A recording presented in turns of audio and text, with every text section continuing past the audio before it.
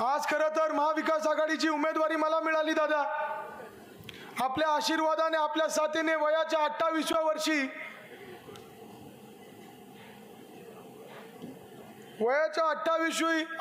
वर्षी मला काम करायची संधी मिळाली. 29 तारखेला आम्ही अर्ज भरला. अर्ज माघारीची तारीख होती 4 तारीख. परंतु दादा, अनेकांना अपेक्षा होती का या तालुक्यामध्ये अपक्ष आमदार, अपक्ष उमेदवार अर्ज माघार घेतील. परंतु दादा, इथं झालंय काय? आमच्या तालुक्यामध्ये हरियाणा पॅटर्न राबवला. अपक्षांना भारतीय जनता पार्टीकडनं रसद पुरवली गेली, चहा पाणी देण्यात आला आणि आपण बघितलं कधी नवत अकोला तालुक्याच्या इतिहासामध्ये एवढे उमेदवार उभे राहिलेत. त्यामुळं मित्रांनो, मी जिथं तिथं जातोय, मी प्रत्येक ठिकाणी सांगतोय का ही निवडणूक आता अमित बांगरे विरोधात महायुतीचा उमेदवार राहिलेली नाहीये. ही निवडणूक आता महाविकास आघाडी विरुद्ध भारतीय जनता पार्टी झालेली आहे. ज्या भारतीय जनता पार्टीनी, या महायुती सरकारनी शेतकऱ्यांच्या विरोधातले धोरण घेतले. आपण बघतोय मागच्या 2.5 वर्षामध्ये हे सरकार शेतकऱ्यांच्या विरोधातले धोरण घेत आहे, तरुणांच्या विरोधातले धोरण घेत आहे, आदिवासी समाजाच्या विरोधातले धोरण घेत आहे, दलितांच्या विरोधातले धोरण घेत आहे. अजित नवले साहेब इथं शेतकऱ्यांसाठी प्रचंड काम करतात. नवले साहेब ज्या वेळेस शेतमाल बाजारामध्ये जातो, हे सरकार काय करतं? बाहेरून गोष्टी आयात करता. मग ते कांदा असू द्या, सोयाबीन असू द्या, कापूस असू द्या, या सर्व गोष्टी आयात करायचं आणि एक जो वर्ग आहे, व्यापारी वर्ग, फक्त त्यांच्या डोळ्यापुढे ठेवायचं. मित्रांनो, आपल्याला माहिती आहे, आपल्याला दूध आंदोलन करावं लागलं. महाविकास आघाडीच्या काळामध्ये 38 रुपये भाव होता दुधाला. परंतु आज परिस्थिती काय आहे दादा? आमच्या तालुक्यामध्ये 3 लाख लिटर रोजचं दूध उत्पादन आहे. महिनाभर आंदोलन चाललं. या राज्यामध्ये असं कोणता तालुका नाहीये जिथं महिनाभर दुधाचं आंदोलन झालं. या महायुती सरकारने आम्हाला फसवलं, अनुदान देतो म्हणे. आम्ही हमी भाव मागतोय, परंतु हे आमच्या दूध उत्पादक शेतकऱ्यांना काय म्हणता, तुम्हाला आम्ही अनुदान देतो. परंतु अद्यापही दादा, या महायुती सरकारने अनुदान आमच्या खात्यांमध्ये वर्ग केला नाही. दादा, आमचा तालुका पुरोगामी विचारसरणीचा तालुका आहे. इथं कधी गद्दारी सहन केली जाणार नाही.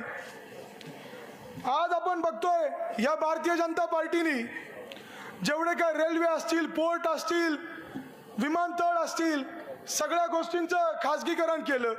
या देशातली जे काही आपली मालमत्ता आहे ती विकायचं काम केलं. आपल्याला माहिती आहे भारतीय जनता पार्टी काय करू पाहतीये. श्रीमंताचं राज्य त्यांना आणायचं, गरिबांना अजून गरीब करायचंय. इथं तरुणांना मी एकच गोष्ट सांगू इच्छितो, रोहित दादा तरुणांसाठी झटताय. रोहित दादा MPSC परीक्षा असू द्या, UPSC परीक्षा असू द्या किंवा तलाठी परीक्षा असू द्या, घोटाळे झाले ते रोहित दादा चव्हाट्यावर आणता, सरकारला धारेवर घेता. परंतु दादा, यांनी काय केलं? IPS अधिकारी देखील RSSच्या विचाराचे भरले. मागच्या दरवाजाने त्यांना अजित नवले साहेब एंट्री दिली. आज मित्रांनो, मी तुम्हाला सांगू इच्छितो, आज वेळ आलेली आहे का महायुती सरकारला आपल्याला हद्दपार करायचंय. आज जे नेते महायुती सरकारला जाऊन भेटलेत, मग ते अजितदादा पवार असतील, देवेंद्र फडणवीस असतील आणि एकनाथ शिंदे असतील, हे कोण आहेत? हे गुजराती लोकांना दार्जिन लोक आहे. यांनी आपल्या महाराष्ट्राचा स्वाभिमान विकलाय. त्यामुळे येणाऱ्या काळामध्ये आपल्याला सज्ज व्हायचंय. ही निवडणूक, मी पुन्हा सांगतो, ही निवडणूक महाराष्ट्राचा पुरोगामी विचार वाचवण्याची निवडणूक आहे. जो शिवशाहू फुले आंबेडकरांचा विचार घेऊन हा महाराष्ट्र आजपर्यंत पुढे आलाय, त्या विचाराला वाचवण्याची आपल्या ही निवडणूक आहे. आज आपण बघतो, रोहित दादांचे भाषण ऐकतो. रोहित दादा वारंवार सांगतात की इथं येणारे जे उद्योगधंदे होते, वेदांता फॉस्कॉन असू द्या, हिराचा प्रकल्प असू द्या, टाटा एअरबसचा प्रकल्प असू द्या, तरुणांना कुठं गेले हे प्रकल्प? हे गुजरातला गेले. 20 मोठे प्रकल्प आपल्या तरुणांचे दादा गुजरातमध्ये गेले. या तालुक्याचे आणि या राज्याचे तरुण तुमच्याकडे प्रचंड आशाने बघताय दादा. त्यामुळे येणाऱ्या काळामध्ये रोहित दादांच्या माध्यमातून या तरुणांना प्रचंड मोठा दिलासा भेटणार आहे. मित्रांनो, सरकार आपलं येणारच आहे. रोहित दादा मोठ्या पदावर जाणार आहे. आणि माझा शब्द तुम्ही लिहून घ्या, या महाराष्ट्रातल्या तरुणांचा प्रश्न रोहित दादा नक्कीच मार्गी लावणार आहे. आज आपण बघतो धर्मावर राजकारण चालू झाले, जातीपातीवर राजकारण चालू झाले. परंतु अजित नवले साहेबांचं भाषण मी नेहमी ऐकतो. धर्माचा आपल्याला प्रत्येकाला मान आहे, स्वाभिमान आहे, परंतु रोहित दादा धर्मावर राजकारण करून गोरगरीब लोकांचं पोट भरत नाही. त्यामुळे येणाऱ्या काळामध्ये ही निवडणूक आपल्याला विचारांनी लढायची आहे, शेतकऱ्यांच्या हितासाठी लढायची आहे, तरुणांच्या हितासाठी लढायची आहे. त्यामुळे मी तुम्हाला सांगतो, कोणी येईल चुकीचा अपप्रचार करेल, परंतु आपल्याला भुलायचं नाहीये. दादा 29 तारखेला मी अर्ज भरला. अर्ज भरायच्या सभेमध्ये मी आमदारांचे आमच्या काही खुलासे केले, त्यांचा बावला बाहेर काढला. आणि आमदार आता काय करतात, माझ्यावर व्यक्तिगत घसरायला लागलीत. रोहित दादा, तुम्ही कर्जत जामखेडमध्ये रोहित शर्मांना आणलं, तिथं तुम्ही क्रिकेट अकॅडमीचं उद्घाटन केलं. मित्रांनो, रोहित दादा महाराष्ट्र क्रिकेट असोसिएशनचे पदाधिकारी आहेत. परंतु दादा तुम्हाला एक गोष्ट सांगू इच्छितो, जे पराक्रम रोहित शर्मांना करता आले नाही ते पराक्रम आमच्या तालुक्यामधील आमदारांनी करून दाखवलेत. काय केलं, 30 बॉलमध्ये 200 रन मारलेत. 30 बॉलमध्ये महेशराव 30 बॉलमध्ये 200 रन मारलेत. दादा तुम्हाला सोपं उदाहरण सांगतो, आमचे आमदार 2.5 वर्षामध्ये महायुतीच्या सरकारमध्ये प्रचंड मोठा बलिदा खाल्लाय. 200 रन पेक्षा जास्त गेलेत. लोक किती गेलेत, 200 किती, 230 आकडा येतोय.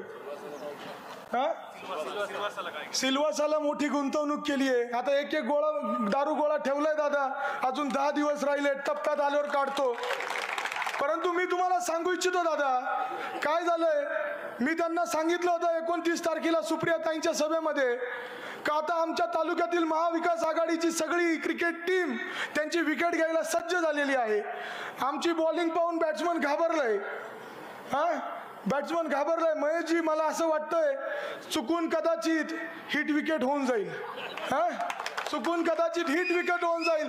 ज्या दिवशी अमित बांगरेवर जे खोटे आरोप करताय, अमित बांगरेंबद्दल चुकीच्या व्हिडिओज किंवा चुकीचे फोटो टेक्नॉलॉजीचा वापर करून जर बाहेर आला असं समजून घ्या, आमदारांची विकेट पडली. अहो दादा, लाडकी बहीण योजना या महाराष्ट्रामध्ये हे महायुती सरकार गाजू राहिलंय. आमच्या तालुक्यामध्ये तोच वार आहे. आमच्या इथल्या आमदारांना लाडक्या बहिणी आता 2 महिने झाले खूप आठवण येते. घाटन देवीला घेऊन जातात, काल परवा तुळजापूरला गाड्या घेऊन गेल्यात. काल परवा तर त्यांचे कार्यकर्ते म्हणे आमच्या साहेबांना जर वाटलं अजून काय वातावरण जमना तर आम्ही आता विमानाचे तिकीट काढून वैष्णोदेवीला घेऊन जाणार आहे. इथपर्यंत यांची मजल चालू आहे. परंतु लाडक्या बहिणींना इथं मावशी उभ्या आहेत, मावशी बसल्यात. किती रुपये मिळतात तुम्हाला महिन्याला? 1,500 रुपये. दिवसाला किती रुपये पडतात? 50 रुपये. आणि ह्या आपल्या ड्युट्या माझी आमदारांनी किती कमवले? 200. हिशोब जर केला 30 महिन्यांचा, अजित नवले साहेब प्रति महिना किती? 6.5 कोटी. दिवसाला किती? 22 लाख रुपये. मग तुम्ही दिवसाला 22 लाख कमायचे आणि आमच्या माय भगिनींना तुम्ही दिवसाला 50 रुपये देता, याचा विचार सुद्धा आमच्या लाडक्या बहिणींनी केला पाहिजे. पुराव्या सकट बोलणार, सिल्वासा असू किंवा गुजरात असू, सगळे काळे किस्से आमच्याकडे आहेत. सगळं योग्य वेळेस काढू. आज दादा आमच्या तालुक्याच्या राजकारणाची पातळी घसरलेली आहे. या तालुक्यामध्ये चांगल्या पद्धतीचं राजकारण चालायचं. भांगरे कुटुंब आणि पिचड कुटुंब हे पारंपरिक राजकीय विरोधक, परंतु कधी व्यक्तिगत आम्ही गेलो नाही. ज्या वेळेस मधुकर पिचड साहेबांना ब्रेन हॅमरेज झाला त्यावेळेस त्यांना या तालुक्यामधून पहिला भेटायला जाणारा मी होतो. परंतु मी कधी फोटो बिटो काढून त्याची शोबाजी केली नाही. परंतु आमचे विरोधक गेले, कॅमेरे वाले मागे घेऊन गेले. का तर त्यांना फक्त स्टंट करायचं आणि त्यांचं नाव सुद्धा स्टंटमॅन आहे दादा. परंतु एक वाईट वाटतं, आज पिचड साहेब वयाच्या 84व्या वर्षी ब्रेन हॅमरेजच्या तिथं लढतंय, मृत्यूची झुंड देत आहे. परंतु आमचे विद्यमान आमदार खालच्या पातळीचं बोलताय. काय बोलताय? आज जर पिचड साहेबांनी तालुक्यात हॉस्पिटल केलं असतं तर हे दिवस बघायला लागले नसते. जे लोकांना काय सांगताय का आज जर पिचड साहेबांनी जिवंत राहिले पाहिजे कारण की माझा विकास बघायचा आहे. अहो ही कोणची मस्ती आहे? राजकारण काय असं असतं का?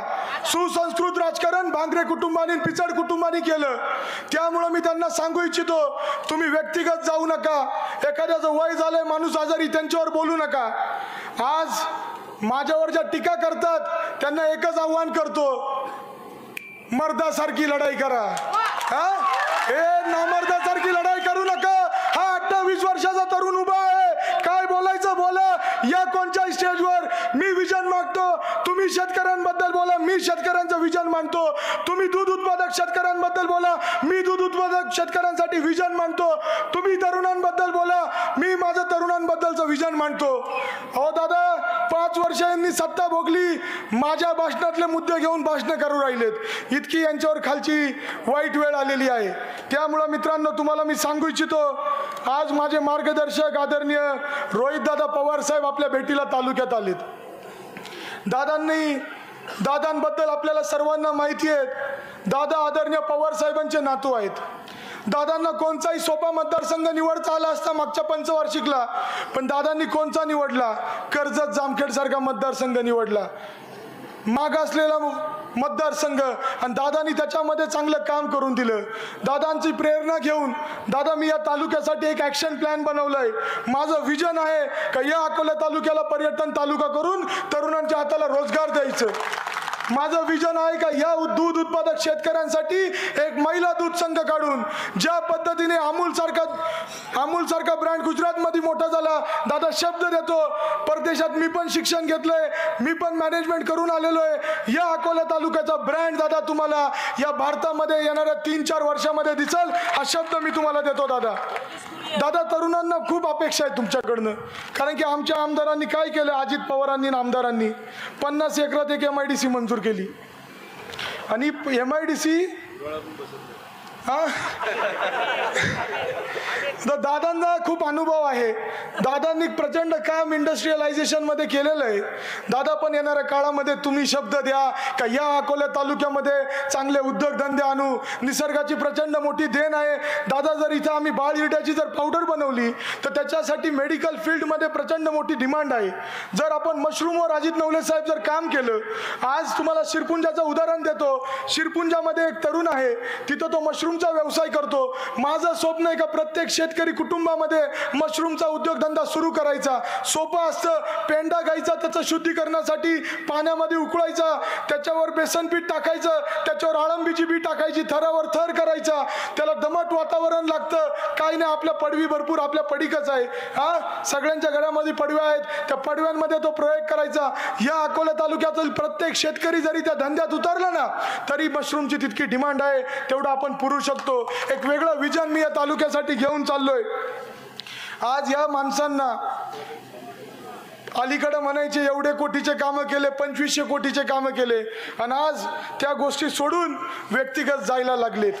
कोणी किती पातळी सोडायची, त्यांचे स्वतःचे संस्कार आपल्याला सांगतायत काय आहेत, मला त्यांच्यावर बोलायचं नाही. परंतु आज तुम्हाला सर्वांना सांगतो, या तालुक्यामध्ये प्रामाणिक हेतू ठेवून आज भांगरे कुटुंबाचा वारसा घेऊन पुढे जात आहे. 75 वर्ष झाले दादा, स्वातंत्र्यानंतर आमचं कुटुंब समाजकारणात आहे. सत्ता होती नव्हती, परंतु आम्ही काय मुंबईला पळून गेलो नाही, याच तालुक्यामध्ये राहिलं, जनतेची सेवा केली. आज एवढी मोठी लढाई करत असताना रोहितदादा सोबतीला आहेत, थोरात साहेब सोबतीला आहेत, त्यानंतर उद्धव साहेबांचे शिवसैनिक सोबतीला आहेत. परंतु मित्रांनो, एक खंत वाटते दादा. ती खंत अशी आहे का वयाच्या 28व्या वर्षी एवढी मोठी लढाई करत असताना आज माझे वडील माझ्या सोबत नाही आहेत. आज माझे वडील जर असते ना, यांच्या बोलायची ताकद सुद्धा नसती झाली. परंतु त्यांना एकच शब्द देतो, मी पण अशोक भांगरेंचाच पोरगा, यशवंतराव भांगरेंचाच नातू आहे. एक सामाजिक वारसा घेऊन तालुक्यामध्ये फिरतोय. तुम्ही किती खालच्या पातळीवर बोला, आम्ही बोलणार नाही. तालुक्यातील जनतेला कळालंय तुमच्या पायाखालची वाळू सरकलेली आहे. त्यामुळे मी विनंती करतो, आपल्याला साकडं घालतो, येणाऱ्या निवडणुकीमध्ये तुम्ही माझ्या वडिलांची जागा भरून काढा. तुम्ही ही निवडणूक हातात घ्या. आज ही निवडणूक कोणासाठी हातात घ्यायची आहे? आदरणीय पवार साहेबांसाठी हातात घ्यायची आहे. ज्या पवार साहेबांनी आदिवासी समाजासाठी 9% बजेटमध्ये आरक्षण दिलं, ज्या पवार साहेबांनी इथं फळबाग सुरू केल्यात, शेतकऱ्यांसाठी कर्जमाफी केली, शेतकरी कसा उभा राहील त्याचे प्रयत्न केले, महिलांना आरक्षण दिलं. त्या पवार साहेबांना वयाच्या 84 वर्षी ज्यांनी पाठीमध्ये खंजीर खुपसले त्या गद्दारांना गाडायची वेळ आलेली आहे मित्रांनो. येत्या 20 तारखेला आपला अनुक्रमांक किती आहे? 1. आपलं चिन्ह काय? तुतारी फुंकणारा माणूस. त्या बटना पुढे बटन दाबून या अकोला तालुक्यामध्ये तुतारी फुंकायची आणि गद्दारांना गाडायचंय. आणि पुन्हा लक्षात घ्या, सगळ्यांना घरोघरी जाऊन सांगा, लोक भावनिक करतील, लोक चुकीचा प्रचार करतील, पण माझ्या खालचे जेवढे उमेदवार आहेत त्यांना मतदान म्हणजे कोणाला मतदान? आणि सगळ्यांनी आदरणीय पवार साहेबांना धोका दिलेला आहे. त्यामुळे ही गोष्ट तुम्ही जा, निवडणूक तुम्ही आता 13 दिवस राहिलेत, तुम्हाला विनंती करतो या तालुक्यामध्ये प्रामाणिक सेवा करल. मला काय भ्रष्टाचार करायची गरज नाहीये, टक्केवारी खायची गरज नाहीये. वडिलांच्या आशीर्वादाने स्वतःच्या कर्तृत्वांनी चांगले उद्योगधंदे उभे केलेत, पोटापाणीसाठी चांगलं आहे. आणि जर कधी तुमच्या कानावर आलं इथं सगळे महाविकास आघाडीचे नेते बसलेत का अमित बांगरेंनी टक्केवारी घेतली, भ्रष्टाचार केला, त्याच दिवशी रोहित दादांना सांगायचं, आणि रोहित दादांना अधिकार आहे हक्कानी कान धरायचं आणि सांगायचं कस काय केलं अमित तुम्हाला सांगतो प्रामाणिक सेवा म्हणून, सेवक म्हणून काम करायचं एक स्वप्न मी या तालुक्यासाठी बघतो. त्यामुळे पुन्हा एकदा विनंती करतो का येत्या 20 तारखेला तुतारी फुंकणाऱ्या माणसापुढे बटन दाबून आपल्या सर्वांचं प्रेम आशीर्वाद माझ्या पाठीशी द्या. पुढील 5 वर्ष आपल्या सर्वांसाठी अहोरात्र झटेल हा शब्द तुम्हाला देतो. उठणार नाही, मातणार नाही आणि घेतलेला वसा टाकणार नाही हा शब्द देखील तुम्हाला देतो. पुन्हा एकदा आपल्या सर्वांचे आभार मानतो आणि आदरणीय रोहित दादा पवार साहेबांचे देखील मी आभार मानतो का त्यांनी त्यांच्या व्यस्त कार्यकाळामध्ये माझ्या प्रचारासाठी ते आले. त्यामुळे आपल्याला रोहित दादांना नाराज करायचं नाहीये. दादांना एक शब्द द्या का येणाऱ्या काळामध्ये महाविकास आघाडीच्या मागच तुम्ही भक्कमपणे उभं राहणार आहे. रामकृष्ण हरी, वाजवा तुतारी. रामकृष्ण हरी, वाजवा तुतारी. धन्यवाद.